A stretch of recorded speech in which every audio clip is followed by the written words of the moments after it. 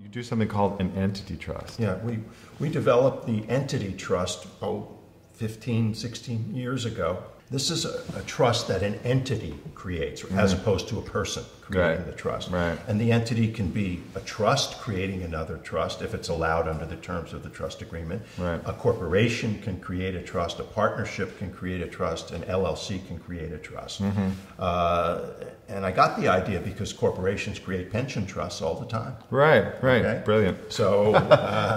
So why not have the corporation or the entity create an asset protection trust? Right. No legal technical reason why they couldn't. There's no reason not to. Yeah. And the question is, when is this appropriate? We find a number of situations where it's appropriate. If the entity itself has a lot of assets to protect, that's when the entity should set up the trust. As opposed to, say you own a corporation that represents your business, protecting your shares of stock in that corporation, that closely held corporation, really doesn't protect the assets of the corporation. Because the assets are in the corporation, right. And even though we might transfer your shares to a protective structure, a court could just ignore that, right. Which they do. Right. Okay, so the entity itself can set up a trust and protect its liquid assets in that asset protection trust, can strip out the equity from the immovable assets and place the proceeds of that equity stripping planning in that entity trust. Right. And say you own a few corporations, you operate a number of businesses. Together, those companies can form one entity trust, each company having its own share of the trust. Wow. Okay? Or they can form separate trusts, which we would prefer. But right.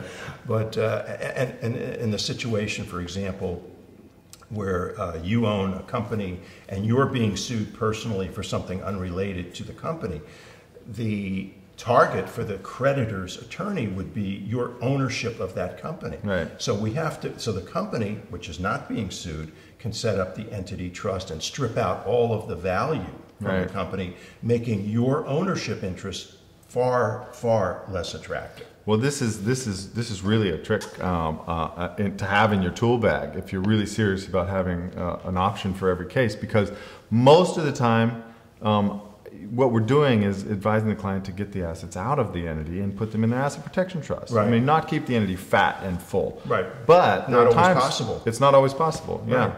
Where the entity itself is just heavy in assets and it's got to function. Right, and what if they come to you and they have a C corporation and they can't take the assets Right. out without a severe tax consequence? Yeah. The C corporation sets up its own asset protection trust. Which is, again, going to be tax neutral, so you're not going to trigger any of the Right, there won't be any tax liquidation, consequence distribution. to the corporation, and it can be, let me give you an example of a case we had a number of years ago.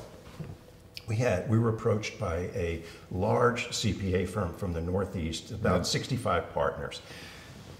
This was a general partnership. Everybody's exposed to everything. Well, they were anyway because they were CPAs. Yeah. And in the partnership, they were accumulating retirement funds for the partners. Okay. So they had a huge amount of liquid assets in Yeah. this partnership, and they were very well aware of the exposure that CPAs are suffering today. Yeah. Okay, so what we did is we had the partnership create an entity trust and transfer all of those accumulated retirement funds to the entity trust, getting them out of Dodge, so to speak. Yeah.